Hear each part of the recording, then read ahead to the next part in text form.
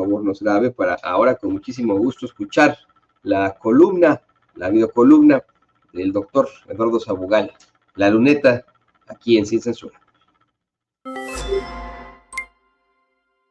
¿Qué tal? Yo soy Eduardo Sabugal y esto es La Luneta, videocolumna para Sin Censura. José Revueltas vive. El pasado domingo, 14 de abril del 2024, se cumplieron 48 años del fallecimiento de uno de los más grandes escritores de nuestro país, el duranguense José Revueltas.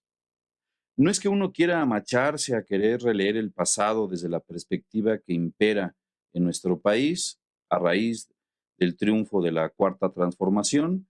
No es que uno quiera o necesite hacerle decir cosas a Revueltas a favor de la 4T, ni ajustarlo o ceñirlo a un movimiento que no coincide ni con su época ni con su evolución militante. Ya el excelente periodista y escritor Luis Hernández Navarro, en su artículo José Revueltas y la 4T, publicado en el periódico La Jornada el 13 de abril del 2021, hacía un reclamo y una crítica de lo que él llamó la incorporación del fantasma de Revueltas al panteón del nuevo régimen. Aunque respeto lo que dice Luis Hernández, no lo comparto. La Cuarta Transformación ha propiciado que el fantasma de José Revueltas, en lugar de pasearse por los pasillos de Lecumberri, o peor aún, que quede encerrado, atrapado en el pasado remoto de nuestro país, en lugar de eso, decía, se ha convertido en un ente vivo.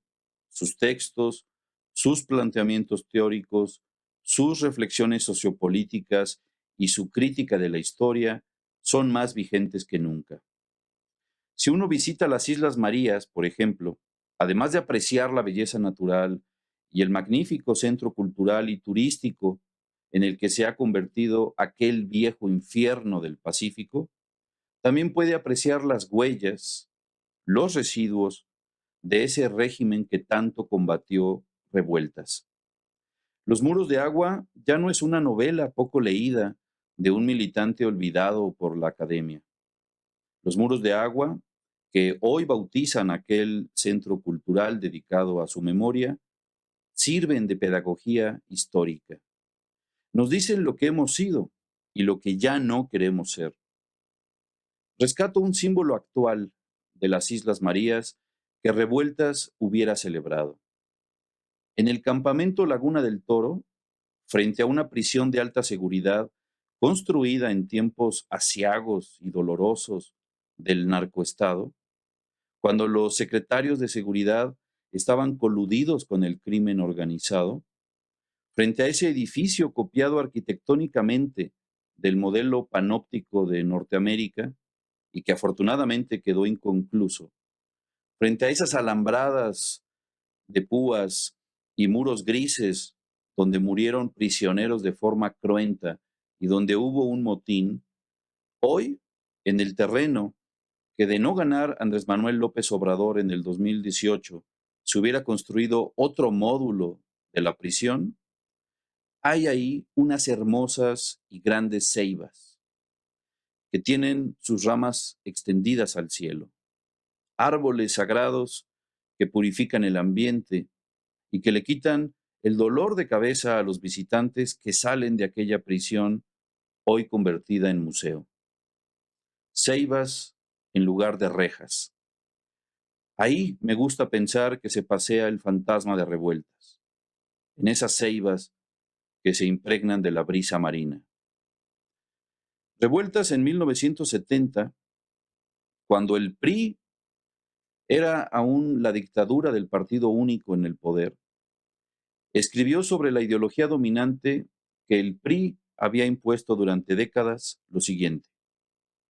La ideología dominante desrealiza al país, lo convierte en un país irreal, constantemente bárbaro, al que un desarrollo inevitable reviste de la modernidad grotesca y monstruosa que ejemplifica el indígena desnudo, desnutrido y hambriento frente a una pantalla de televisión. Por eso la lucha de Revueltas independientemente de su militancia comunista, siempre fue contra la enajenación.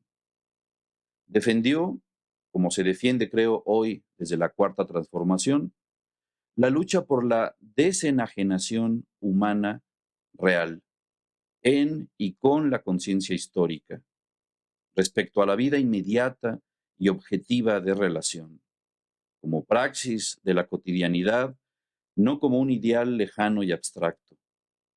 Si esto es una utopía, decía Revueltas, es una utopía que se adueñó de centenares de miles, de millones de seres humanos. Hoy Revueltas vive y sabemos que urge una forma radicalmente distinta de ver y de conocer la realidad, una nueva episteme democrática, emancipadora y crítica, que permita que la cuarta transformación sea también un acontecimiento en la sociedad civil y no solo un proyecto alternativo de nación de un partido que inició como movimiento. Se requiere una revolución de las conciencias permanente para que lo ocurrido en las urnas en el 2018 no se quede en la historia solo como la mayor insurgencia electoral de la historia en México. Si no hay una democratización profunda de la vida pública y de las instituciones, si no se interioriza lo auténticamente democrático hasta la médula de la sociedad civil en la forma de percibir y de conocer la realidad, nada garantiza que pueda existir una regeneración real y una continuidad en el viraje histórico profundo que inició nuestro país con el triunfo electoral del proyecto de nación que encabeza Andrés Manuel López Obrador. Revueltas usaba la noción de democracia no en un sentido estrecho, sino en un sentido amplio. No se refería a una democracia numérica o aritmética que pudiera verificarse únicamente en los procesos electorales, sino que él se refería a lo que filosóficamente llamó una democracia cognoscitiva, al modo en que opera en la ciencia. Para terminar, quiero recordar algo que quizá ya dije en otra luneta. En 1943, José Revueltas escribió: los yaquis necesitan irrigación, tractores, abonos, semillas, agua potable, campos deportivos, escuelas, cooperativas, cinematógrafos. Los 12,000 hombres que forman esa raza bravía y orgullosa pueden aportar a la nacionalidad mexicana los más inéditos recursos de vigor. Resta tan solo volver la vista a ellos con mirada comprensiva y con corazón patriótico. Fin de la cita.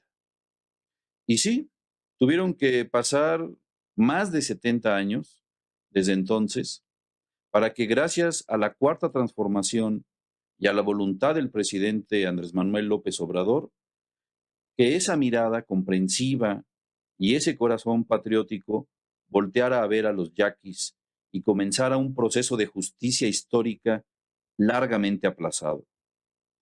José Revueltas vive, y afortunadamente la coyuntura histórica por la que se pasea su fantasma hoy es favorable para las fuerzas transformadoras, es progresista, y aunque se le quiera escatimar todo lo que se quiera, el actual gobierno de la Cuarta Transformación es de izquierda.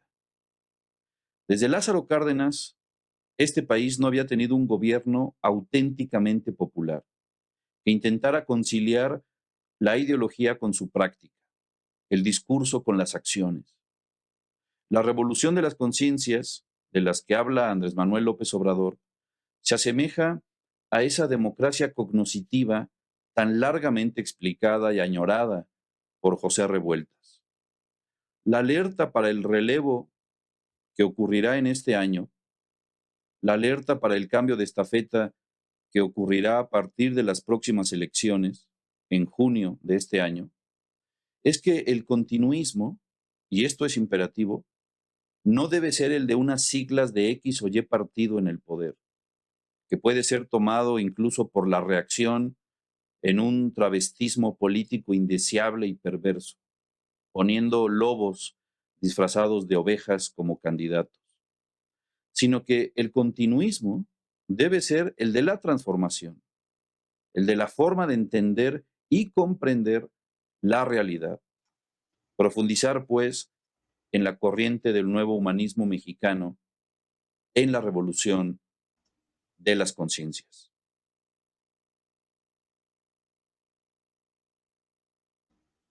Bueno, pues ahí lo tiene usted. Qué interesante este comentario tan profundo que nos hace el doctor Eduardo Sabugal. Muy importante con toda esta, pues, este panorama de lo que vivió José Revueltas ahí en las Islas Marías. Qué interesante. Y bueno, pues nos unimos a ese planteamiento que hace el doctor Eduardo Sabugal. José Revueltas vive. Muchas gracias a él aquí en Sin Censura. Le pido al